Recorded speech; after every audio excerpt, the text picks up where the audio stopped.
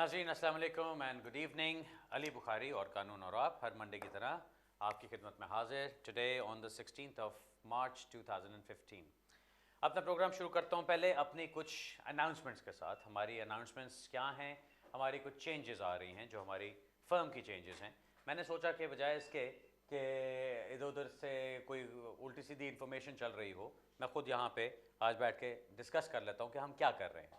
Changes ये हैं कि हमारे 4 ऑफिसेज हैं: Finchley, Ilford, Manchester and Southall. Finchley office को अब हम चेंज कर रहे हैं इनटू यूरोप।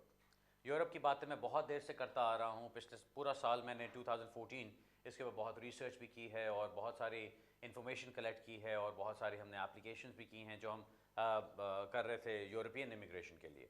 और मैंने यही कहा था कि जब हमारे पास एक चीज़ रेडी हो जाती है, जब हम उसको अनाउंस कर सकते हैं, तो फिर इंशाल्लाह मैं उसको अनाउंस करूँगा। और अब अच्छी बात यह है कि हमारी तैयारी कंप्लीट है और अब हम उस पोजीशन में आ चुके हैं और अपने इतने केसेस कर चुके हैं कि हमें पता है कि अब ये चीज़ कैसे करनी है।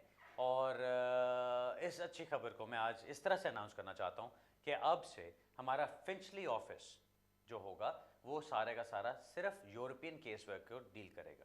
बाकी जो सारे हमारे बुखारी चेंबर्स के काम होंगे, जो सारे हमारी यूके की इमिग्रेशन है, उसको हम अपने मैनचेस्टर ऑफिस में, अपने इल्फर्ड ऑफिस में और अपने साउथ हॉल ऑफिस में डील करेंगे।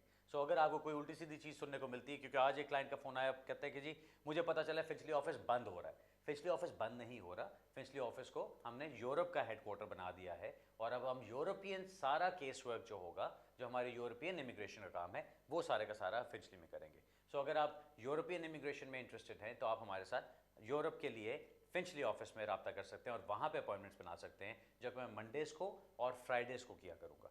बाकी जो हमारा सारा यूके इमिग्रेशन का काम है, वो सारे का सारा हम ट्यूसडेज़, वेंसडेज़ और थर्सडेज़ को इन तीनों ऑफिस में मैं खुद जो लोगों के साथ डील किया करूँगा, वो बात होगी। मैंने सोचा ये मैं एक स्टार्टिंग में अपनी थोड़ी सी अनाउंसमेंट करता चलूँ ताकि लोगों को क्लियर हो कि हम क्या चीज़ कर रहे हैं और किस तरह लेके चल रहे हैं। अब अपना टाइम टेबल डिस्कस कर लें। इस हफ्ते का हर हफ्ते की तरह इंशाल्लाह कल ट्यूसडे वाले दिन उधर इल्फर्ड में लोगों से मुलाकात होगी, वेंसडे को इंशाल्लाह साउथ हॉल में मुलाकात होगी और थर्सडे वाले दिन इंशाल्लाह मैनचेस्टर में मुलाकात होगी। और जिस तरह मैंने बताया, फ्राइडे को फिंचली ऑफिस में यूरोपियन केस वर्क के लिए लोगों से मुलाकात हो सकती है। सो अगर आप यूरोप के अंदर इंटरेस्टेड हैं तो फिर आप वहाँ पे हमसे रब्ता कर सकते हैं और अब हम आपको बहुत अच्छे मीनिंगफुल किस्म के ऑप्शंस दे सकते हैं। आज सुबह भी मुझे एक बहुत अच्छी खबर मिली। हमारा एक केस जो बड़ा एक डिफ़िकल्ट फैमिली का केस था, जो फंसा हुआ था बल्गेरिया के लिए, वो भी थ्रू हो गया है और इंडिया से बल्कि अमृतसर से हमारी 2 एप्लीकेशन सक्सेसफुल हुई हैं जो बल्गेरिया के लिए हुई हैं। अगर आप इंटरेस्टेड हैं यूरोप के लिए तो अब आप रब्ता कर सकते हैं और आपको पूरी गाइडेंस और जो सारा उसका स्ट्रक्चर है वो आपको सारा बड़ी अच्छी तरीके से मिल सकता है। ये तो हमारी पर्सनल बात हो गई। अब चलते हैं अपने जो नॉर्मल सवाल जवाब होते हैं और अपनी कॉल्स लेनी शुरू करते हैं। इससे पहले कि मैं पहली कॉल लूँ, एक और चीज़ जो एक अपडेट के मुताबिक बताता चलूँ यहाँ पे। अभी आज मैं पढ़ रहा था, एक और कोर्ट ऑफ अपील का केस आया है, उसके अंदर भी वो डिस्कस कर रहे थे कि जो रूल्स हैं, जो ये पॉइंट्स बेस्ड सिस्टम के रूल्स हैं, उनको बहुत ज़्यादा कॉम्प्लिकेट कर दिया गया है। और जब कोर्ट ऑफ अपील की तरफ से एक दो डिसीजंस आ जाते हैं, जब इस तरह की बात होती है, तो फिर एक उम्मीद बन जाती है कि शायद इनको कहीं पे सिंप्लीफाई किया जा सकता है और कोर्ट्स की तरफ से इसके अंदर शायद कुछ टांग अड़ाई जा सकती है। सो लेट्स होप कि ऐसा कुछ हो। अभी मैंने कुछ दिन पहले सिंह का जिक्र किया था, एक केस था जो कोर्ट ऑफ अपील का था, उसके अंदर भी उन्होंने ये चीज़ कही थी कि जो पॉइंट्स बेस्ड सिस्टम है वो इतना मुश्किल बना दिया गया है, इतनी इसमें कॉरेस्पॉन्डेंस और इतनी डॉक्यूमेंटेशन और ऐसे ऐसे प्रोसेसेस डाल दिए गए हैं जो कि एक ले पर्सन के लिए फॉलो करना बिल्कुल इम्पॉसिबल हो गया। इस तरह की जो बातें जब आती हैं कोर्ट्स की तरफ से, तो फिर एक ट्रेंड चलता है और उम्मीद है कि यहाँ पे भी चलेगा, जहाँ पे कुछ चेंजेस फिर आनी चाहिए। मैं ये नहीं कह रहा कि अभी चेंजेस कोई अनाउंस हुई हैं, मैं नहीं बता रहा कि कोई चेंजेस अभी प्लान्ड हैं, लेकिन आई एम जस्ट सेइंग कि hopefully at the end of the tunnel कोई लाइट नज़र आनी शुरू हुई है कि शायद हम पॉइंट्स बेस्ड सिस्टम के अंदर कुछ चेंजेस देखेंगे अगले 1 साल के अंदर या 1.5 साल के अंदर। So let's hope for that to happen. अब अपनी कॉल्स की तरफ चलते हैं, पहली कॉल लेते हैं। जी हेलो। अस्सलाम वालेकुम अली सर। वालेकुम सलाम। मेरे 2 छोटे सिंपल क्वेश्चन हैं। बताइए। एक तो है ILR के लिए अप्लाई करना है, तो उसके लिए जो है वो लाइफ इन द यूके है और लैंग्वेज के लिए जो है वो ई सोल है, तो पता करना और क्या टेस्ट चाहिए होगा ये एक। और दूसरा ये है कि नेशनलाइजेशन के लिए अप्लाई करना है, तो उसके लिए जो है वो आया 2 साल हो गए हैं मिला हुआ है ILR, और जो है वो करना है अप्लाई, तो उसके लिए जो है वो 2 साल हो गए हैं, तो आया वो इस साल के बाद करना है या 5 साल वाला, ये कुछ कंफ्यूजन है। आपको किस बेस पे ILR मिली है? कर लीजिए। आपको ILR किस बेस पे मिली है? वो 14 ईयर के बेस पे। 14 ईयर्स के बेस पे, ओके चलें ठीक है। पहला सवाल आपका कि टेस्ट कौन से करने वाले हैं ILR अप्लाई करने के लिए। ILR के लिए आपको life in the UK test भी करना होता है और उसके लिए आपको कुछ लैंग्वेज की भी प्रोफिशिएंसी दिखानी होती है B1 लेवल की। अगर तो आपने यूके से कोई डिग्री की हुई है तो उस डिग्री का हो जाना ही काफ़ी है आपके लिए, आपको कुछ और टेस्ट करने की ज़रूरत नहीं होती, सिर्फ life in the UK test करें और अपनी डिग्री साथ लगा दें। अगर आपकी डिग्री यूके से नहीं हुई हुई और आप किसी इंग्लिश स्पीकिंग कंट्री से ताल्लुक़ रखते हैं तो फिर भी आपको वो टेस्ट करने की ज़रूरत नहीं। लेकिन अगर आप इंग्लिश स्पीकिंग कंट्री से ताल्लुक़ नहीं रखते और आपने टेस्ट करना है तो फिर आपको B1 लेवल का टेस्ट करना होगा, जो कि प्रूव करता है कि आपकी प्रोफिशिएंसी B1 लेवल के ऊपर है। उसकी बेस पे आप ILR के लिए अप्लाई कर सकते हैं। जहाँ तक और किसी टेस्ट की ज़रूरत है, और कोई टेस्ट नहीं होता। ILR की जो रिक्वायरमेंट्स हैं उसके अंदर आपकी एक तो क्रिमिनलिटी वाली रिक्वायरमेंट आती है कि आपका कोई क्रिमिनल कन्विक्शन नहीं होनी चाहिए। अगर कोई क्रिमिनल कन्विक्शन नहीं है, आपने B1 लेवल टेस्ट कर लिया है, आपके पास life in the UK test है और आपकी ILR की जिस भी कैटेगरी में आप जा रहे हैं ILR की आपकी एंटाइटलमेंट बनती है, तो फिर आप उसके लिए अप्लाई कर सकते हैं। ये तो आपका पहला सवाल हो गया। दूसरा सवाल आपने नेचुरलाइजेशन के बारे में पूछा कि नेचुरलाइजेशन आपको 2 साल हो गए हैं इंडेफिनेटली मिले हुए, आप कब अप्लाई कर सकते हैं। जब आप 14 ईयर्स की बेस पे अप्लाई करते हैं तो याद रखिए 14 ईयर्स का मतलब ये होता है कि आपने लीगल या इलीगल टाइम कंबाइन करके आपने इंडेफिनेट लीव के लिए अप्लाई किया और फिर आपको इंडेफिनेट लीव मिलती है। अब अगर आपके फॉर एग्जांपल 2 साल गुजर गए हैं ILR मिले हुए और उससे पहले जो 14 साल की बेस पे जब आपने अप्लाई किया था उसमें से लास्ट 3 साल जो आपके थे, अगर वो आपने लीगली गुजारे थे यूके में तो इसका मतलब आपके 5 साल कंप्लीट हो जाते हैं लीगली यूके में रहते हुए। अगर 5 साल लीगल रिक्वायरमेंट आप पूरी करते हैं तो फिर आप नेचुरलाइजेशन के लिए अप्लाई कर सकते हैं। यानी जिस डेट को आपने अप्लाई करना है उससे 5 साल पीछे जाके देखें। अगर हम आज देखते हैं हम 16 मार्च 2015 में बैठे हैं, अगर आप 16 मार्च 2010 को देखते हैं कि आप लीगल थे यहाँ पे और तब से अभी तक कंटिन्यूसली लीगल रहते आए हैं, तो फिर आप इंडेफिनेट लीव के उसके लिए नेचुरलाइजेशन के लिए अप्लाई कर सकते हैं। अगर आप life in the UK test भी कर लेते हैं और अगर आपके B1 लैंग्वेज भी है और अगर आपकी कोई क्रिमिनल कन्विक्शंस नहीं है।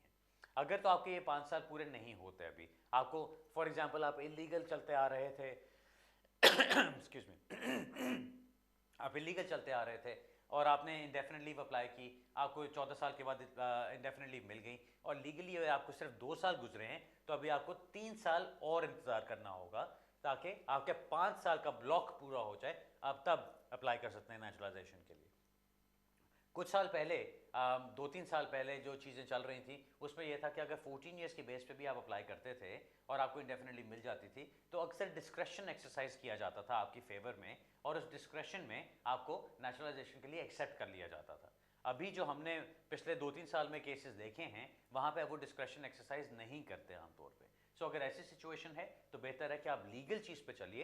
लीगल चीज़ यही कहती है कि आपके 5 ईयर्स लीगली कंप्लीट होंगे तो फिर आप नेचुरलाइजेशन के लिए अप्लाई कर सकते हैं, अदरवाइज आप नहीं कर सकते। Alright sir, best of luck with that. अगला सवाल लेते हैं जी। हेलो अस्सलाम वालेकुम। वालेकुम सलाम। कैसे हैं? खैरियत जी, ठीक ठाक।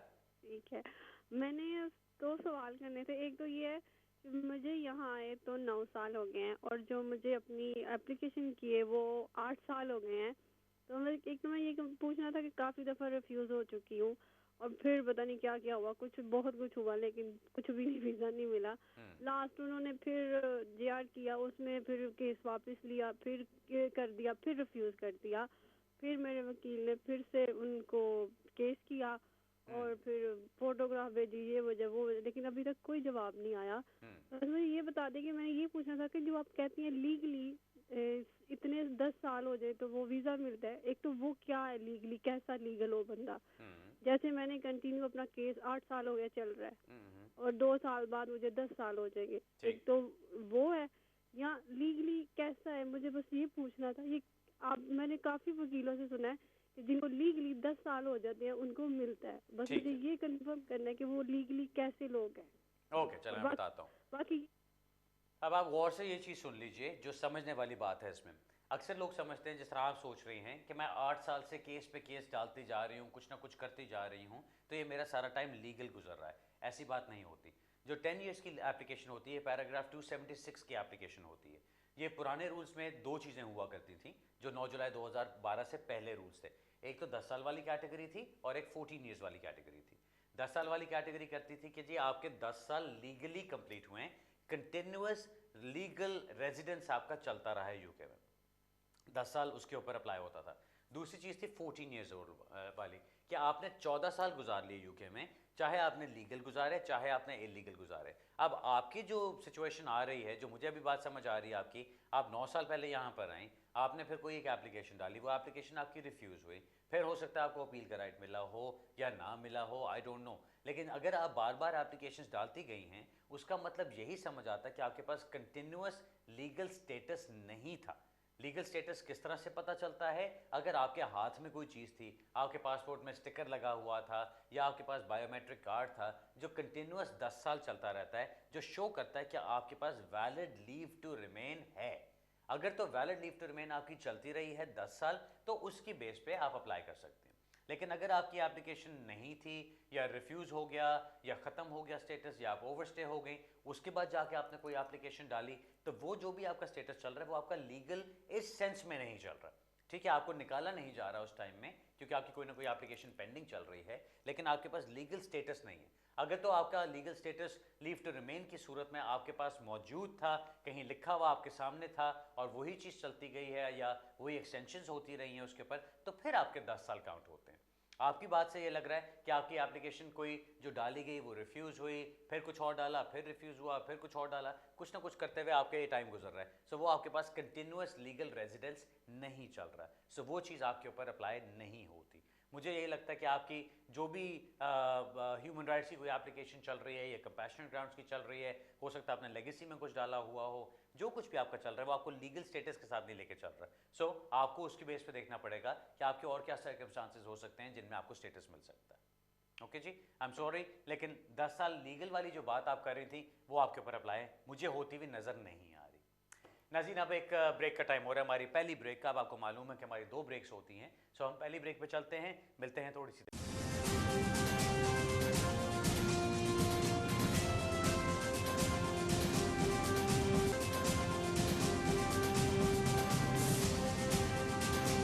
के बाद मैंने अपील की, अपील में वो उसको जीत लिया सर।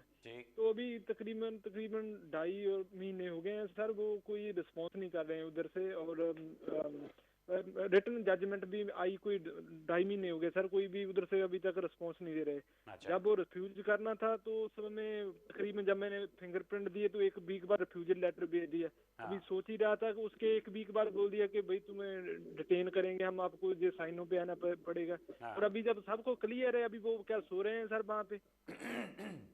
भाई सो रहे हैं, इसके बारे में बताना कि कितना टाइम लगेगा जी। अच्छा, मैं आपको ये तो नहीं बता सकता कितना टाइम लगेगा, क्योंकि अभी जो टाइम लग गया है ये भी लगना नहीं चाहिए था। बात ये होती है कि जब आपकी अपील अलाउ कर दी जाती है, उस अपील को फिर इम्प्लीमेंट करना चाहिए। इम्प्लीमेंट करने का मतलब ये है कि उस पर जो स्टेटस देना चाहिए वो आपको मिलना चाहिए। अभी तक होम ऑफिस, अब आप कहते हैं कि जी वो सो रहे हैं, अब वो हो सकता है सो रहे हों, दूसरी तरफ ये हो सकता है कि वो चेक कर रहे हो कि जी आपका कॉलेज अभी तक रजिस्टर पर है कि नहीं, क्या उनके पास स्पॉन्सरशिप लाइसेंस अभी भी चल रहा है कि नहीं, क्या कोई ऐसी सूरत हो सकती है कि उस कॉलेज को उन्होंने रजिस्टर से हटाना है। क्योंकि अक्सर ये चीज़ें होती हैं कि वो आपकी एप्लीकेशन लेके बैठे रहते हैं और फिर आपका कॉलेज रजिस्टर से हट जाता है, और कॉलेज रजिस्टर से हटते ही फट 2 दिन बाद, 2 हफ्ते बाद, या 1 हफ्ते के अंदर आपको लेटर आ जाता है कि जी हमने फैसला करना था, अब तो आपका कॉलेज ही नहीं है रजिस्टर के ऊपर, तो अब आपको 60 डेज़ का टाइम दे रहे हैं, अब आप नया कॉलेज करें जाके। तो फिर वो आपकी एक नई मुश्किल शुरू हो जाती है।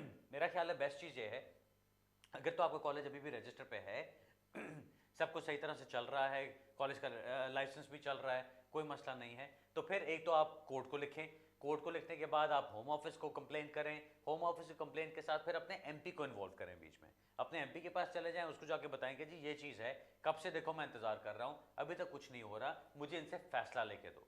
जो दूसरी चीज़ मैंने आपको बताई कंप्लेंट करने वाली होम ऑफिस को, उसके अंदर भी आप उनको ये कह सकते हैं कि डिसीजन की कॉपी भेजें उनको, ईमेल करें, सारा कुछ फैक्स तो अब आजकल कोई कोई इस्तेमाल करता है। आप उनको ईमेल करें उसकी कॉपी एक, और उनसे कहें कि जी ये सब कुछ आ चुका हुआ है, आप मुझे बताएं कि कितना टाइम लगेगा और क्यों किस चीज़ की डिले हो रही है।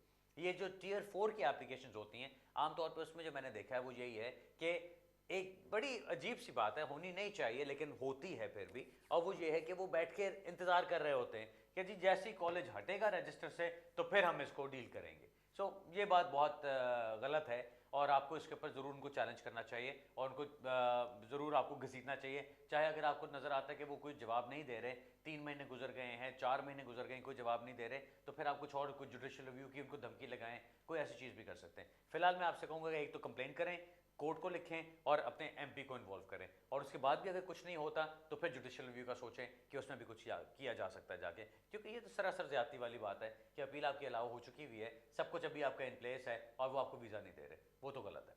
ठीक है, सो इस तरह कोशिश करें कि आप कोई ना कोई उनमें से जवाब निकलवा सकें और अपने एमपी को ज़रूर इन्वॉल्व कर लीजिएगा, वहाँ पर आपको फ़ायदा मिल जाता है। ओके सर, अगला सवाल लेते हैं जी। हेलो अस्सलाम वालेकुम। वालेकुम सलाम सर जी अस्सलाम वालेकुम। मैं साउथ हॉल से बात कर रहा हूँ, आपका प्रोग्राम सुन रहे थे तो आज फर्स्ट टाइम ये आपसे बात हुई है जी।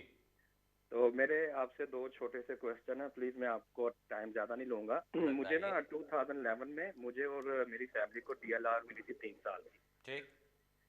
तो उस यानी 2011 से 2014 यानी 3 साल हो गए।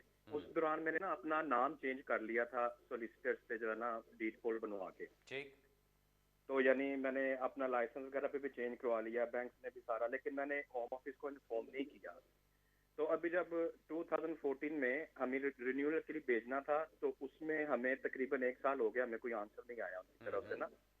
लेकिन लास्ट 2 वीक हो गए उन्होंने हमें लेटर डाला है कि आपकी जो चीजें वगैरह चाहिए, यानी मेरी, कि आप अपने बच्चों को स्कूल लेने जाते हो, छोड़ने जाते हो, सर्जरी में जाते हो, यानी ये सारी चीजें उन्होंने ना प्रूफ एविडेंस मांगे हैं, साथ ना मेरा डीड पोल मांगे ना, वो जो नहीं होता ओरिजिनल जी। तो मेरे बच्चे यहाँ के इधर ही बोर्न हुए थे, उन दोनों के पास ब्रिटिश पासपोर्ट है। तो एक 12 का एक 13 का है, लेकिन मुझे समझ नहीं आ रही कि उन्होंने ये चीजें आफ्टर ईयर यानी साल गुजरने के बाद कोई जवाब नहीं दिया अभी तक उन्होंने ना। तो ये चीजें उन्होंने मंगवाई हैं, यानी ये डॉक्यूमेंट्स मंगवाए हैं, वो हमने हेड सारे इकट्ठे कर लिए हैं। ठीक। वो सोलिसिटर को दे दिए हैं, वो कहते थे कि हम वो कर देंगे, लेकिन इसका मकसद मुझे इनकी समझ नहीं लग रही।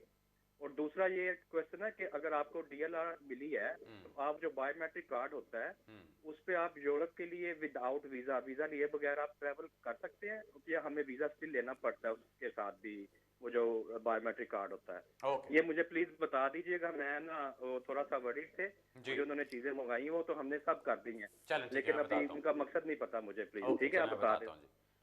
जो आपका दूसरा सवाल है, पहले वो छोटा सा मैं जवाब आपको उसका दे दूं कि आपका जो DLR पे आपको जो कार्ड मिलता है, बायोमेट्रिक्स कार्ड, वो आपका सिर्फ यूके के लिए वैलिड होता है। अगर आप यूके से कहीं बाहर ट्रैवल करना चाहते हैं तो जहाँ पे आप जा रहे हैं वहाँ का आपको वीज़ा लेके जाना होगा। अगर आप अपनी कंट्री में जा रहे हैं, अपने पासपोर्ट के ऊपर जा रहे हैं, तो फिर तो आपको अपनी कंट्री का तो वीज़ा नहीं लेना होता, लेकिन अगर किसी और कंट्री में जाना है तो वहाँ पे आपको वीज़ा की ज़रूरत होगी। तो अगर आप कहीं यूरोप में ट्रैवल करना चाहते हैं तो यूरोप का आपको पहले वीज़ा अप्लाई करना चाहिए। आप शेंगन स्टेट्स का वीज़ा अप्लाई करते हैं या किसी एक कंट्री का विजिट वीज़ा अप्लाई करते हैं, जो भी आप करना चाहते हैं वो आपको वीज़ा अप्लाई करके फिर आप उस पर जा सकते हैं। अब आते हैं आपके पहले सवाल की तरफ कि उन्होंने सारे डॉक्यूमेंटेशन जो मांगी है वो क्यों मांगी है।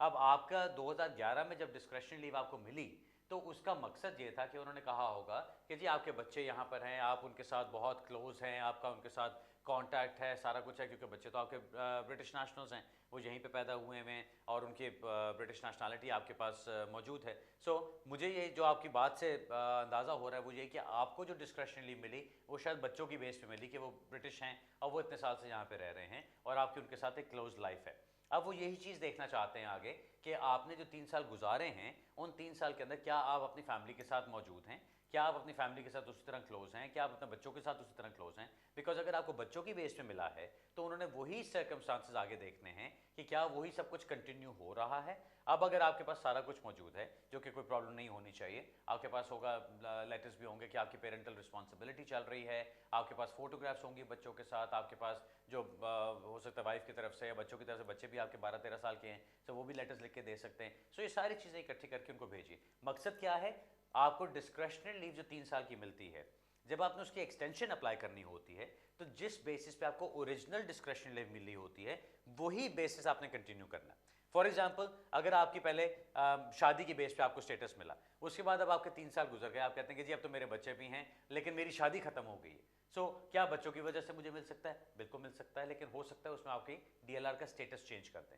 सो ये भी चीज़ एक पॉसिबल होती है। लेकिन आपके केस में अगर वही सर्कमस्टांसेस चल रहे हैं जिसकी बेस पे आपको ओरिजिनल चीज़ मिली थी, तो उसी ओरिजिनल बेसिस पे फर्दर अपना एक्सटेंडेड एविडेंस लगाइए और उस एविडेंस की बेस पे आपको इंशाल्लाह एक्सटेंशन मिल जानी चाहिए। उसमें कोई इशू वाली बात नज़र नहीं आती मुझे, एज लॉन्ग एज आपने कोई क्रिमिनल एक्ट नहीं किया, कोई कन्विक्शन नहीं है आपकी, कोई और उल्टी सीधी चीज़ आपने नहीं की है, तो उसमें कोई मसला नहीं। जो आपने डीड पोल की बात की वो भी कोई इशू वाली बात नहीं है, बंदा अपना नाम चेंज कर सकता है, किसी भी वजह से चेंज कर सकता है। आप उनको ओरिजिनल अपना वो डॉक्यूमेंटेशन भेजिए, अपने कवर लेटर में सारा कुछ एक्सप्लेन कीजिए कि जी यहाँ पे कोई 2 नंबरी नहीं है, इसमें कोई गलत चीज़ नहीं है, मैं बच्चों के साथ पहले भी था, मैं बच्चों के साथ अब भी हूँ, ये उसकी सारी डॉक्यूमेंटेशन है जो स्कूल वगैरह से आपको मिल सकती है, वो सारा लगा के अपनी एप्लीकेशन भेजें, उसको सबमिट करा दीजिए। जो आपने सवाल पूछा कि जी ये मकसद क्या है इसका, वो मैंने आपको बता दिया कि जिस बेस पे आपको ओरिजिनली डिस्क्रिशनली मिलती है उसी बेस पे आपकी एक्सटेंशन होती है। सो अगर आपके वही सर्कमस्टांसेस चल रहे हैं और उसका आप एविडेंस दे सकते हैं तो आपकी एक्सटेंशन भी उसी बेस पे होती है और आपको 3 साल की और डिस्क्रिशनल लीव आगे मिल जाती है। Best of luck with that sir. अगला सवाल लेते हैं जी। हेलो हेलो अली भाई नमस्कार। हेलो जी, क्या हाल है, ठीक हो? बस बस ठीक ठीक। मैं आपका प्रोग्राम रेगुलर देखती हूँ और बहुत ही ज़्यादा इन्फॉर्मेटिव है और सारे प्रोग्रामों से, तो इसके लिए आपका बहुत बहुत शुक्रिया कि आप ज़्यादा से ज़्यादा इन्फॉर्मेशन देते हैं। Thank you very much. जी बताइए आपका सवाल क्या है? आज मेरे 2 सवाल हैं। एक तो ये कि मैं थोड़ा ब्रीफ बता देती हूँ अपना, कि हम लोग 2003 में यहाँ आए थे इंडिया से, एक बेटी को साथ में लेके, और 2008 से हम केस डालते हैं, वो लोग रिफ्यूज़ करते गए। अभी एंड में हमारा हम JR तक गए, तो वो भी उन्होंने रिफ्यूज़ कर दिया। और इस बीच में मेरी दूसरी बेटी भी यहाँ पैदा हुई, जो कि अब अप्रैल में यानी नेक्स्ट वीक 10 साल की हो रही है। और हमारा जो हमने रिव्यू किया था उसका हमें अपील का राइट मिला था रिफ्यूजल आके, तो वो है 23 अप्रैल को। तो उससे पहले मेरी बेटी के 10 साल पूरे होते हैं, तो मुझे ये जानना था कि केस हमारा कितना स्ट्रांग है और क्या क्या इसका हो सकता है, क्योंकि मेरी बड़ी बेटी अभी 16 ईयर्स की हो गई और छोटी 10 साल की हो गई। तो ये एक सवाल है। और दूसरा ये कि आप मुझे ये जो बेटी 10 साल की हो रही है उसके लिए कैसे अप्लाई करना होगा, क्योंकि कोई बोल रहे हैं कि नॉर्मल जैसे यहाँ के बच्चों के लिए करते हैं वैसे ही करना है, कोई बोलते हैं कि डिफरेंट फॉर्म है, डिफरेंट प्रोसीजर है, और तो मुझे समझ नहीं आ रहा, क्योंकि इस बार अभी आप गौर से सुन लो, आपको भी पता चल जाएगा सारा। ठीक है, अब आपका पहला सवाल आपका ये है कि आप 2003 में यहाँ पर आए थे, बच्ची आपके साथ थी, उस वक्त से अभी तक बच्ची आपके साथ रह रही है। अब 2003 से लेके अभी तक तकरीबन 12 साल का टाइम गुजर गया है। सो इसका मतलब बच्ची तकरीबन 4 साल की थी जब आपके साथ आई। अब उसने जो 12 साल यहाँ पे गुजारे हैं वो उस 7 साल के कानून के अंदर आती है, जो ये कहता है कि अगर बच्चे ने यहाँ पे 7 साल गुजार लिए हैं एंड इट इज़ अनरीजनेबल कि उसको यहाँ से निकाला जाए, तो उसको स्टेटस मिल जाना चाहिए। सो मैं हैरान इस बात पे हूँ कि आपकी बच्ची के 12 साल किस तरह यहाँ गुजर गए, आपको अभी तक स्टेटस नहीं मिला। आपको तो बहुत देर का स्टेटस मिल चुका होना चाहिए था, नंबर 1। सो आपका जो सवाल है कि जी आपकी स्ट्रेंथ क्या है केस की, केस आपका बहुत स्ट्रांग होना चाहिए, क्योंकि आपकी बच्ची ने इतना टाइम यहाँ पे गुजार लिया और वो अभी भी 18 साल से कम है।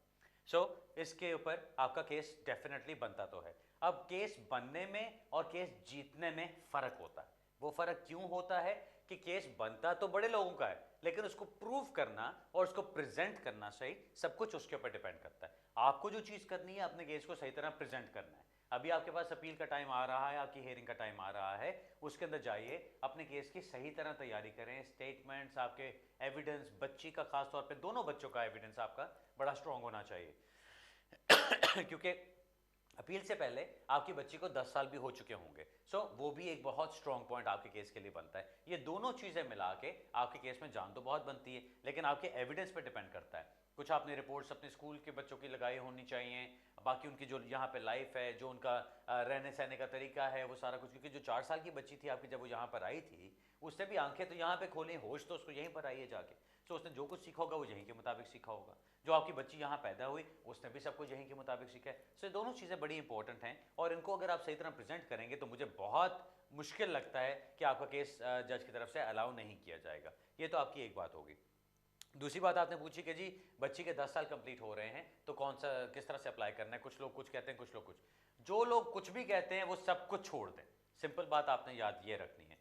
बच्ची का बर्थ सर्टिफिकेट प्रूव करता है कि बच्ची यहाँ पैदा हुई, फिर उसके स्कूल के, उसके डॉक्टर के डॉक्यूमेंट्स वगैरह प्रूव करते हैं कि वो कंटिन्यूसली 10 साल से यूके में रह रही है। जब उसके 10 साल कंप्लीट हो जाते हैं, फॉर्म MN1 आपने अप्लाई करना है, जो कि बच्ची को रजिस्टर कराने के लिए है एज अ ब्रिटिश नेशनल। आपकी बच्ची ऑटोमेटिकली ब्रिटिश नहीं हो जाती, उसको रजिस्टर कराते हैं आप एज अ ब्रिटिश नेशनल। जब आपने उसको रजिस्टर कराना है तो फॉर्म मैंने आपको बता दिया MN1 इस्तेमाल करना है, उसकी जो भी होम ऑफिस की फीस होती है वो जमा कराइए और अपनी एप्लीकेशन के साथ सारे सपोर्टिंग डॉक्यूमेंट्स लगा के उसको होम ऑफिस को भिजवा दीजिए और 3-4 महीने में आपका काम हो जाएगा, बच्ची की भी ब्रिटिश नेशनलिटी आपको मिल जाएगी। जब एक दफ़ा नेशनलिटी मिल जाती है, रजिस्ट्रेशन सर्टिफिकेट आ जाता है, फिर उसकी बेस पे आप अप्लाई कर सकते हैं उसकी ब्रिटिश पासपोर्ट के लिए, जो कि एक अलग चीज़ होती है। सो नेशनलिटी मिलना और ब्रिटिश पासपोर्ट मिलना दो अलग अलग चीज़ें होती हैं। पहले आप उसको रजिस्टर कराइए एज ए ब्रिटिश नेशनल और उसके बाद फिर आप उसके लिए ब्रिटिश पासपोर्ट के लिए अप्लाई कर दीजिएगा। उतनी देर तक आपकी जो अपील है वो भी सक्सेसफुल हो चुकी होनी चाहिए और आपकी पूरी फैमिली को उसके बेस पे भी स्टेटस मिल जाना चाहिए। Best of luck with that जी। मुझे बहुत अजीब लगेगा अगर आपने मुझे कल को फ़ोन करके ये बताया कि आपका काम नहीं हुआ, बिकॉज कहीं ना कहीं पे बहुत बड़ी कोई गलती हुई होगी कि ये काम नहीं हुआ, अदरवाइज आपका ये काम डेफिनेटली होना चाहिए। All the best with that. अगला सवाल लेते हैं जी। हेलो, अस्सलाम वालेकुम बुखारी भाई। वालेकुम सलाम। सर जी मेरे सवाल दो हैं, दो छोटे छोटे सवाल हैं। बताइए। एक तो मेरे है और एक मेरे दोस्त का है। मेरा सवाल इस तरह है कि मैंने एक पोलिश लड़की से ना इस्लामी शादी की थी, ठीक है, और मुझे जब मैं रजिस्टर कराने गया इंग्लिश शादी, उन्होंने मुझे अरेस्ट कर लिया। अच्छा। और जब वो मुझे अरेस्ट करके उन्होंने शाम एलिगेशन का शाम मैरिज एलिगेशन लगा दी मेरे ऊपर और कोर्ट में गए, हमारी हेयरिंग उन्होंने भी हमारी कोर्ट नहीं मानी। अभी हमारी जो है ना हेयरिंग जो है ना अपर ट्रिब्यूनल में चल रही है और वाइफ मेरी जो प्रेगनेंट है तकरीबन 2 मंथ से, ठीक है। मुझे ये पूछना है कि अभी मुझे क्या करना पड़ेगा अभी, क्योंकि हेयरिंग के लिए नहीं हमें बुलाएंगे, मुझे नहीं लगता वो मुझे बुलाएंगे, क्योंकि हमने बयान के अंदर 2 गलतियाँ की थी। दूसरा सवाल मेरा ये है कि मेरा दोस्त है, वो उसने भी शादी की थी एक ब्रिटिश नेशनल से और उन्होंने इसको इधर से रिमूव कर दिया था। उसने इस्लामी शादी की थी और जब उसने पाकिस्तान से अप्लाई किया उसको वीजा, उन्होंने मैरिज वीजा दे दिया उधर से, स्पोज वीजा नहीं दिया, मैरिज वीजा दिया। और अब उसने इधर शादी रजिस्टर इंग्लिश करा लिया और उसका भी वीजा खत्म होने में कुछ टाइम है, तकरीबन मैरिज वीजा खत्म होने में 6 महीने का उसको मिला था। वो उसका लिए पूछना है कि उसको कौन सा फॉर्म अभी इस्तेमाल करना है और क्या वो अभी अप्लाई कर सकते हैं अपने टाइम से पहले, प्लीज अब मुझे। चलो मैं बता देता हूँ जी। पहला सवाल आपका जो आपके केस के बारे में है, आपको जब कोर्ट से रिफ्यूज़ किया गया, वहाँ पे जज ने आपके केस के बारे में एक डिसीजन दिया। उस डिसीजन को हम कहते हैं डिटर्मिनेशन। उस डिटर्मिनेशन को उठा के देखें कि उसके अंदर जज ने कौन सी बात को नहीं माना जिसकी वजह से उसने केस को आपके रिफ्यूज़ किया। कई वजूहत होती हैं। एक वजह ये होती है कि जज कहता है कि नहीं, मुझे एतबार नहीं है कि जेन्युइन सबसिस्टिंग मैरिज है, वो कहता है कि मुझे एतबार नहीं कि जेन्युइन रिलेशनशिप है। एक तो ये चीज़ होती है। दूसरी बात है वो इस बात पे रिफ्यूज़ कर सकता है कि जी जो आपकी पोलिश नेशनल वाइफ है वो ट्रीटी राइट्स एक्सरसाइज नहीं कर रही यहाँ पे, उसकी वजह से रिफ्यूज़ कर सकता है। सो देखना पहले आपको ये है कि कौन से पॉइंट पे आपको रिफ्यूज़ किया गया। अगर तो वो क्रेडिबिलिटी वाली बात पे रिफ्यूज़ करते हैं कि जी हमें इस बात पे एतबार नहीं कि ये शादी जेन्युइन है, तो फिर आपको मुश्किलात आती हैं, क्योंकि फिर आगे जाके आपको उस केस को ज़रा बिल्डअप करना पड़ता है। आपने बताया कि जी अभी अपर ट्राइब्यूनल के लिए आपकी हेयरिंग का इंतज़ार है और समथिंग लाइक दैट। जो मैं समझ रहा हूँ वहाँ पे वो ये है कि आपने लीव टू अपील के लिए अप्लाई किया है। लीव टू अपील आपको अगर मिलती है तो आपको हेयरिंग आएगी, अगर लीव टू अपील नहीं मिलती तो केस आपका वो ख़त्म कर देते हैं। आप आगे अपर ट्राइब्यूनल में डायरेक्टली भी जा सकते हैं, लेकिन वो डिपेंड करता है आप कौन से रीज़न पे जा रहे हैं। बिकॉज एरर ऑफ लॉ हो तो फिर आप आगे जा सकते हैं। सो एक तो ये चीज़ है, आपको ये देखना है कि अगर तो आपको नज़र आ रहा है कि उसमें कोई जान नहीं है, वहाँ से अपनी अपील विड्रॉ कर लीजिए। आपकी वाइफ अब प्रेग्नेंट भी हैं, जो वीकनेसेस आपकी पहले थी उन सारी वीकनेसेस को पूरा करके नई एप्लीकेशन डाल दें। नई एप्लीकेशन डाल के उसको ये याद रखें कि सबसे पहला स्टार्टिंग पॉइंट उस एप्लीकेशन को डिसाइड करने में उस जज की डिटर्मिनेशन होगी जिस जज ने आपके खिलाफ फैसला दिया था। सो उन सारे पॉइंट्स को एड्रेस करके फिर अप्लाई करें, तब जाके आपको इसमें फ़ायदा मिल सकता है। ठीक है। सो उसके बगैर आपका काम नहीं होगा। जो दूसरा आपने सवाल पूछा जो फ्रेंड के बारे में कि जी उसका मैरिज वीज़ा 6 मंथ्स का उसका लगा है, वो उन्होंने उसका मतलब उसको फियांसे वीज़ा दिया होगा, जिसमें ये होता है कि जी आपकी एंगेजमेंट हुई हुई है, आपने यूके जाके रजिस्ट्रेशन करनी है और उसके बाद आप वहाँ से चेंज करना चाहते हैं। अब उनके 6 महीने में से टाइम बाकी रहता होगा। सो वो करेंगे क्या कि वो पहले एप्लीकेशन, अब शादी तो उनकी हो गई है अब या हो रही है, रजिस्ट्रेशन जब उनकी हो जाती है तो फिर वो यहाँ से FLRM के ऊपर एप्लीकेशन करते हैं, जिसमें उनकी जो स्पाउस की तरफ से तमाम डॉक्यूमेंटेशन लगाई जाती है अपनी इनकम के बारे में, ये इंग्लिश लैंग्वेज टेस्ट लगाते हैं, मैरिज जेन्युइन है, सब्सिस्टिंग है, उसके सारे डॉक्यूमेंटेशन लगती है, और फिर आप वो एप्लीकेशन करते हैं जिसमें फिर आपको 2.5 साल का स्पाउस वीज़ा मिलता है। आप यहाँ पे जब वो 6 महीने के वीज़ा पे होते हैं जो आपको मैरिज के लिए दिया जाता है, यानी फियांसे वीज़ा दिया जाता है, तो उसकी शर्त यही होती है कि आप रजिस्ट्रेशन करके यहीं से स्विच अपना स्टेटस कर सकते हैं। सो उनको यहाँ पे स्विच करने में कोई तकलीफ नहीं होगी, कोई प्रॉब्लम नहीं होगी, अगर वो एप्लीकेशन की सारी रिक्वायरमेंट्स पूरी कर देते हैं। ठीक है, उम्मीद है आपको दोनों का जवाब सही तरह मिल गया होगा। नाज़रीन, अब एक और ब्रेक का टाइम हो रहा है, ब्रेक से वापस आते हैं, फिर आगे बातचीत करते हैं, फिर आगे से अपनी कॉल्स लेते हैं। मिलते हैं थोड़ी सी देर में।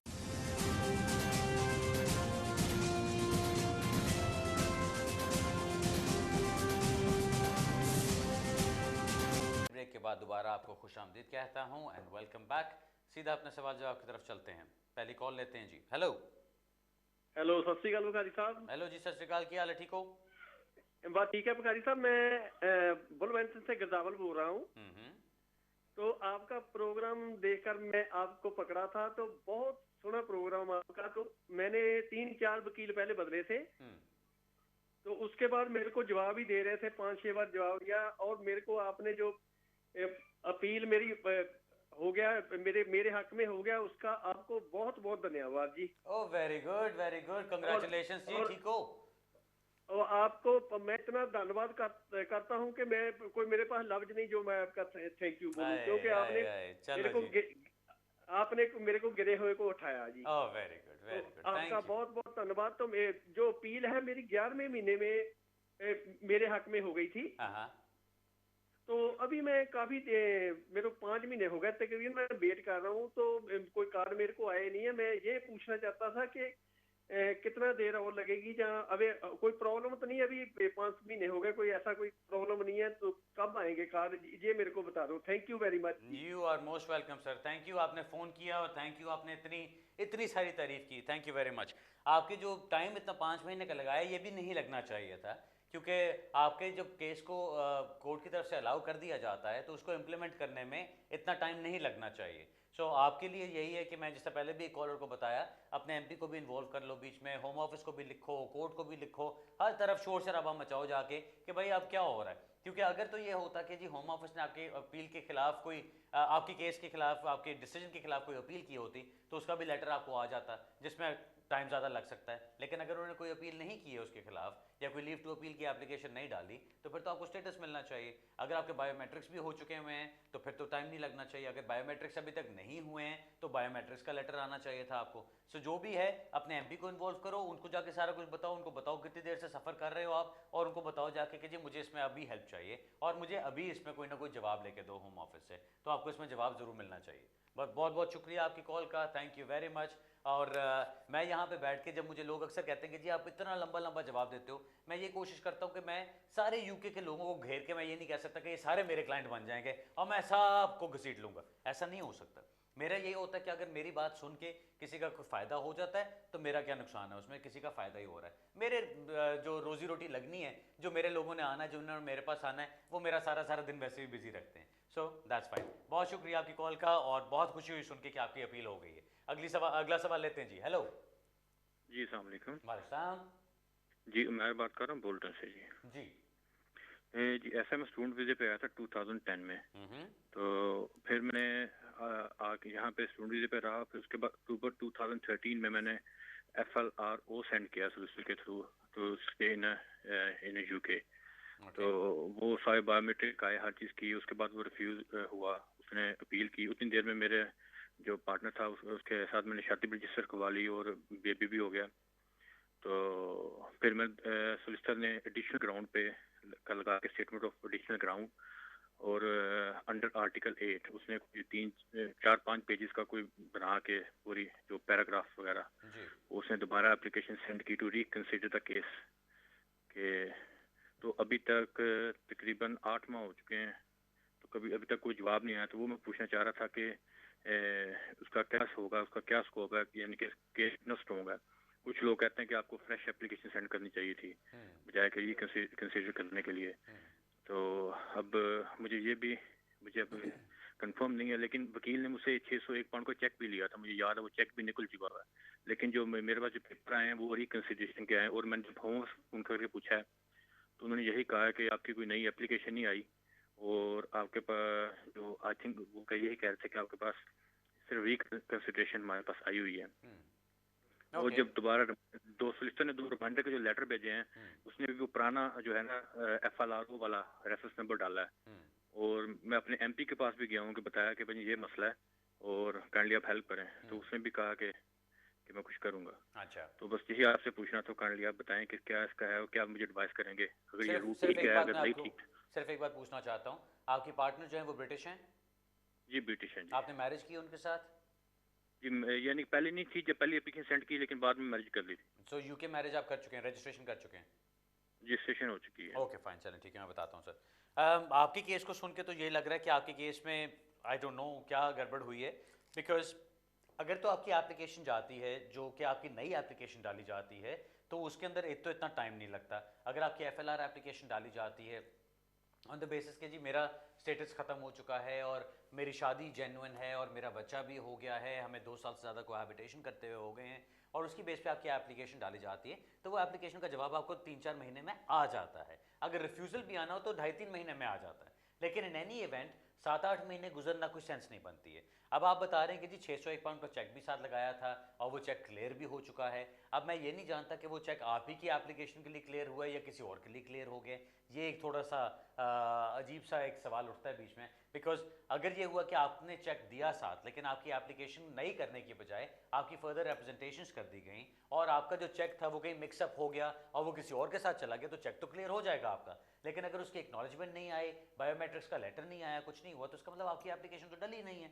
और आपने जो फ़ोन करके कहा कि आपने कंफर्म किया, तो उसमें भी आपको पता चला है कि वहाँ पे कोई आपकी नई एप्लीकेशन नहीं डली हुई, तो ये तो फिर ऑब्वियसली कुछ गलत बात है। बेहतर ये है कि आप अपने सॉलिसिटर के पास जाइए, उनके साथ बैठें, उनसे कहें जी मेरी फाइल ज़रा प्लीज़ निकाल लीजिए, फाइल उसके सामने रखें, उनसे कहें कि जी just take me through the file कि इसमें क्या क्या काम हुआ है।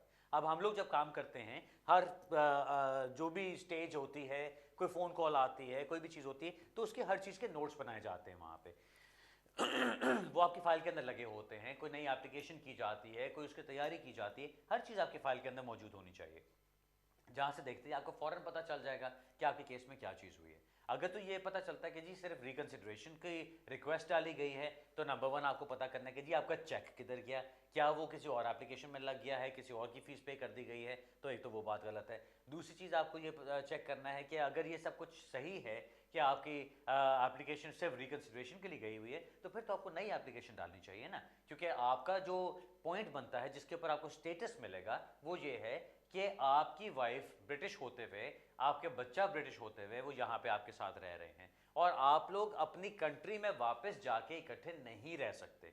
कोई ऐसे ऑब्स्टिकल्स हैं, कोई ऐसी प्रॉब्लम्स हैं जिसकी वजह से आपकी वाइफ आपके साथ नहीं जा सकती। वो चीज़ आप प्रूव करेंगे तो ये काम आपका होगा भाई, अदरवाइज ये काम आपका नहीं होगा। आप जितना मर्जी कहते रहें शादी जेन्युइन है, वो कहते हैं हाँ जी शादी जेन्युइन है, बच्चा मेरा है, वो कहते हैं हाँ जी बच्चा भी आपका है, लेकिन वो आपको ये कहें कि क्या ये आपके साथ जाके नहीं रह सकते। अब बड़ी मैं अजीब किस्म की कहानियां सुनता हूँ होम ऑफिस की तरफ से उनके लेटर्स के अंदर, कि जहाँ पे वो अजीब अजीब बोंगियाँ मारते हैं कि एक मेरे पास क्लाइंट था, वो उनकी इजराइल की वाइफ थी, वो इजराइल की वो क्लाइंट को कह रहे हैं कि जी आप पाकिस्तान चले जाएं, जाके वहाँ पे रहना शुरू कर दें। और जब हमने कहा कि जी वो लैंग्वेज प्रॉब्लम्स है वो सारा कुछ, तो कहते हैं ये इजराइल वाली जो है वो अरबी बोलती है, तो पाकिस्तान में तो अरबी हर जगह चलती होगी। सो इस तरह की बोंगियाँ वो मारते रहते हैं। कहने का मकसद ये है कि नई एप्लीकेशन डालें, उसके अंदर अपने लॉ के मुताबिक, लॉ क्या कहता है, इनसरमाउंटेबल ऑब्स्टिकल्स क्या हैं कि आपकी वाइफ आपके साथ जाके नहीं रह सकती। सो उसकी बेस पे सारा एविडेंस लगा के एप्लीकेशन डालिए। मेरा तो ख्याल है कि आपकी नई एप्लीकेशन जाए तो आपका ज़्यादा फ़ायदा बन सकता है केस का, बिकॉज अगर उसको फिर वो रिफ्यूज़ करते हैं और आपने प्रॉपर उनको रीजंस भी लगाए, सारा कुछ किया, और फिर भी आपको अपील का राइट नहीं देते, तो आप उसको जुडिशियल रिव्यू में चैलेंज कर सकते हैं, जहाँ पे उसकी चैलेंज का कोई एक्चुअल बेसिस बनता है। अगर आप वो उसको प्रॉपर बेसिस के साथ चैलेंज करेंगे तो वहाँ पे कंसेंट ऑर्डर भी साइन हो जाएगा जो ट्रेजरी सॉलिसिटर्स करेंगे, और फिर आपके केस को रिकंसिडर भी करेंगे। अगर फिर भी वो रिफ्यूज़ करते हैं तो आपको अपील का राइट ज़रूर मिल जाएगा। सो कहने का मकसद ये कि कोई ऐसा प्रोसेस फॉलो कीजिए जहाँ पे जाके आपके केस में फ़ायदा तो हो ना। अभी तो आप 8 महीने से 10 महीने से बैठे हुए हैं, इंतजार कर रहे हैं कि जी कोई रिकंसिडरेशन की रिक्वेस्ट गई हुई है। उस रिकंसिडरेशन की रिक्वेस्ट का मेरी नज़र में कोई फ़ायदा नहीं। वो मैं भी डालता हूँ रिकंसिडरेशन या फ्रेश क्लेम्स, वो मैं वहाँ पे सिर्फ डालता हूँ जहाँ पे केस में उतनी जान अब कामयाबी ना हो कि हम उसको उसी वक्त जीत सकें। अगर हम उसी वक्त नहीं जीत सकते तो आपने सिस्टम में रहना भी है, सिस्टम में चलना भी है। होम ऑफिस के साथ आपकी एक कॉरेस्पॉन्डेंस भी चल रही है, आपकी कोई रिप्रेजेंटेशन पेंडिंग भी हैं जिनको किए बगैर, रिफ्यूज़ किए बगैर या उनको एक्नॉलेज किए बगैर वो आपको निकाल नहीं सकते यहाँ पे। लेकिन अगर केस में आपकी जान है जिसको आप आज जीत सकते हैं तो फिर इंतज़ार करने की क्या सेंस बनती है? ठीक है। सो आपके केस में आप जो मुझे बता रहे हैं कि आपका बच्चा भी है, वाइफ भी आपकी ब्रिटिश नेशनल है, आपकी शादी भी हो चुकी है, रजिस्ट्रेशन हो चुकी है, आप इकट्ठे भी रहते हैं, जेन्युइन मैरिज है, सारा कुछ है, तो फिर भाई नई एप्लीकेशन डालें, उसके अंदर होम ऑफिस की फीस साथ लगा के, प्रॉपर एविडेंस लगा के, और फिर उसको फाइट करें जहाँ आपका कोई चांस तो बने ना कि आप केस को जीत सकें। इंतजार करते रहेंगे तो हो सकता है आप साल और बैठे रहें, आपको कोई जवाब ना आए।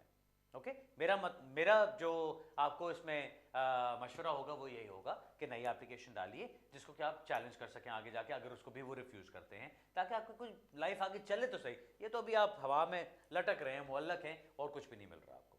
Best of luck with that sir. अगला सवाल लेते हैं जी। हेलो, अस्सलाम वालेकुम सर। जी वालेकुम सलाम। जी उस्मान बात कर रहा हूँ जी। माशाल्लाह आपका प्रोग्राम अच्छा है और आप खुद भी अच्छे लग रहे हैं आज। Thank you very much sir. Question मेरा नेफ्यू के बारे में है। वो पहले स्टूडेंट था तो सम रीज़न उसकी एक्सटेंशन नहीं हो सकी, तो वो जो यहाँ की उनकी कोर्ट से उसने फाइट किया और एंड ऑफ डे उसको उन्होंने रिफ्यूज करके उसको कहा कि you have no any more right for appeal. जी। तो एट द मोमेंट वो यहाँ पे इनलीगल है, तो मैं उसको एनी हाउ यूरोप भेजना चाह रहा हूँ। तो प्लीज उस बारे में मुझे बताएंगे, क्योंकि वहाँ पे भी वो जाके इनलीगल ही होगा। तो वो किसी सिस्टम में आके, वो किसी सिस्टम में आ सकता है, क्योंकि मैं आपका प्रोग्राम सुन रहा था तो आप बता रहे थे कि यूरोप की हमारे पास है सब कुछ। तो अगर ये हो सकता है तो डेफिनेटली उसको वहाँ पे भेजना है और आपकी तरफ से करना है, क्योंकि मैं तो डिसेबल बंदा हूँ, तो मेरे लिए इजी होगा कि मैं यहाँ पे अपनी आप तक रसाई हो सके। तो प्लीज़ मुझे काइंडली बता दें कि क्या ऑप्शंस हैं। मुझे पता है कि आप सारे नहीं बता सकते, लेकिन कुछ जितना as much as you can. अच्छा चले, मैं बताता हूँ जी, मैं बताता हूँ। आपका सवाल बहुत अच्छा मुझे इसलिए लग रहा है इस वक्त क्योंकि मुझे एक ऑप्शन देता है कि मैं यहाँ पे यूरोप के बारे में बात कर सकता हूँ, जो बहुत लोगों के लिए बहुत फ़ायदेमंद हो सकता है, लेकिन लोग नहीं समझ रहे। ये मेरी बात अभी मैं लिख के देने को तैयार हूँ। मेरी बात अभी लिख लें कि आज से 7-8 साल बाद आपको यही मेरी बातें सही होती नज़र आएंगी कि जहाँ पे लोग हर कोई इसी की तरफ भाग रहा होगा। क्यों? क्योंकि फ्यूचर यही है। आपको नजर आ रहा है यूके में कितनी प्रॉब्लम्स हैं, आपको नजर आ रहा है यूके की इमिग्रेशन लॉज कितने सख्त कर दिए गए हैं। अगर तो आपके बच्चे हैं यहाँ पे, आपकी कोई शादी हुई हुई है, या आपका कोई बिजनेस है यहाँ पे, या आप इतने हाईली एजुकेटेड हैं कि आप किसी वर्क परमिट की तरफ जा सकते हैं, तो ऑफ कोर्स आप यूके इमिग्रेशन की तरफ जरूर जाइए। अगर आपका एंटरप्रेन्योर का 2 लाख पाउंड आपके पास मौजूद है तो जरूर जाइए। जिन चीज़ों में तो आपका केस बनता है ज़रूर अप्लाई करें, अगर नहीं बनता तो खाली रोलने का कोई फ़ायदा नहीं। और स्टूडेंट्स पहली वो कैटेगरी हैं जो कि रोल रहे हैं, और ये स्टूडेंट्स से मुझे ज़्यादा अफसोस इसलिए होता है कि बेचारे पता नहीं क्या पापड़ बेल के निकलते हैं अपनी कंट्री से, पैसे किस तरह जमा करते हैं, फीसें किस तरह जमा करते हैं, फिर पे करते हैं, फिर यहाँ पर आते हैं, फिर पता चलता है किसी जो एजेंट के हथे चढ़े होते हैं कि जी कॉलेज उड़ गया, फीसें भी गई, फिर किसी और जगह जा रहे हैं, फिर कॉलेज उड़ जाते हैं, फिर फीसें जाती हैं, और करते कराते फिर वो इलीगल हो जाते हैं, और फिर बस वैसे रुल रहे होते हैं कि जी वापस भी नहीं जा सकते, इतने पैसे खर्च करके आए थे, अब वापस किस मुंह से जाएंगे। तो ये सारी चीज़ें मैं समझता हूँ। यूरोप के जो ऑप्शंस मैंने निकाले हैं वो क्या है?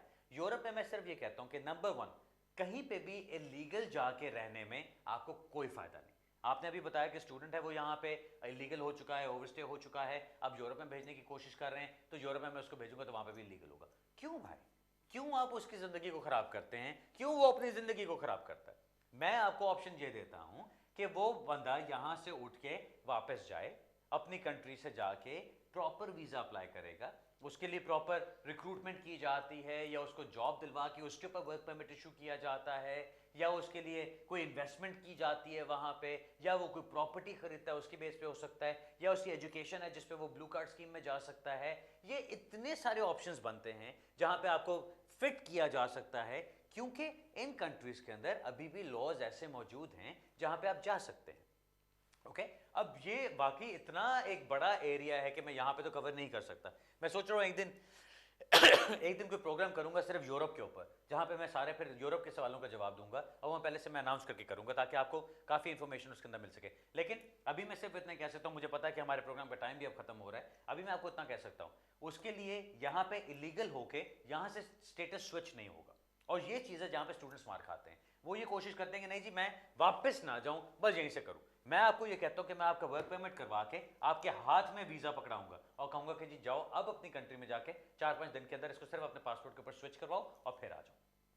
वो चीज़ हज़ार दर्जे बेहतर है। आज जिस केस की मैं बात कर रहा था प्रोग्राम के शुरू में, जो हमारा बल्गेरिया का एक अप्रूव हुआ है, वो यहाँ पे स्टूडेंट थी, उनको यहाँ पे सब कुछ रिफ्यूज़ हो चुका था, इलीगल हो गए। वकीलों ने कहा जुडिशियल रिव्यू में जाओ, ये करो वो करो। मैंने उनसे कहा जी आप वापस चले जाओ इंडिया, मैं आपका वहाँ से काम करा दूंगा। उनका वर्क परमिट इशू हुआ, वर्क परमिट हस्बैंड वाइफ का दोनों का इशू हुआ है। अब उसके ऊपर उनके आज वीज़ा भी हो गया है, एवरीथिंग इज सॉर्टेड। अब वो आराम से 28 तारीख की 28 मार्च की फ्लाइट के ऊपर बल्गेरिया जा रहे हैं। अब क्या था, आज तक वो यहाँ पे रुल भी सकते थे, बहुत पैसा भी खर्च कर सकते थे और उनको कुछ नहीं मिलना था, लेकिन अब उन्होंने सही काम किया और उनका एक दूसरी कंट्री में नई लाइफ शुरू हो गई। 5 साल वहाँ पे गुजारेंगे, उनका परमानेंट रेजिडेंस हो जाएगा। 1-2 साल के बाद वहाँ पे उनको नेशनलिटी मिल जाएगी। अब यूरोपियन नेशनल बन के आप जहाँ मर्जी जाएं, लेकिन उतनी देर आपने जहाँ पे उस कंट्री में गुजार ली होगी, आपका दिल ही नहीं करेगा कहीं और निकलने को। ठीक है। सो आपके नेफ्यू के लिए भी मैं यही कहूँगा कि उससे कहिए कि मुझसे मिल लें, मैं उसको बैठ के उसकी एजुकेशन, उसकी स्किल्स, उसके पैसे के मुताबिक मैं उसको ऑप्शंस दे सकता हूँ कि क्या चीज़ बन सकती है। और इसी तरह मैं बाकी सब सुनने वालों को भी कहता हूँ, जो स्टूडेंट्स यहाँ पे पैसा बर्बाद कर रहे हैं, वो आपको कुछ नहीं मिलना उसके अंदर, ना आपके लिए कोई रास्ते खुलते हैं सेटलमेंट के लिए। सो बेहतर है उस चीज़ की तरफ जाओ जहाँ आपका कोई रास्ता तो बने, ताकि आप जाके कुछ अपनी ज़िंदगी को सेटल तो कर सकें। ठीक है जी नाज़रीन, मेरा ईमेल एड्रेस आपकी स्क्रीन के ऊपर आ रहा होगा। अगर आप कोई सवाल पूछना चाहते हैं, छोटा सा सवाल, एक लाइन का, तो उसका तो मैं आपको ईमेल्स में सारों को जवाब दे दूंगा। अगर लंबी लंबी कहानियां लिखेंगे तो फिर प्लीज़ आप आके मिल लीजिए, फिर हम बैठ के उसको डिस्कस कर सकते हैं।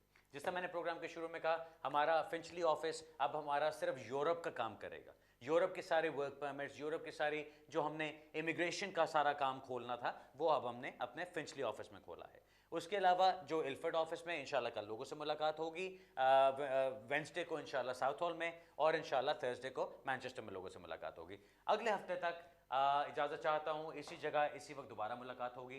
तब तक के लिए अपने अच्छे अल्फाज में भी याद रखिएगा, और जहाँ खिदमत का मौका देना हो ज़रूर मिलिएगा। इंशाल्लाह अगले हफ्ते मिलते हैं, तब तक के लिए खुदा हाफिज़ एंड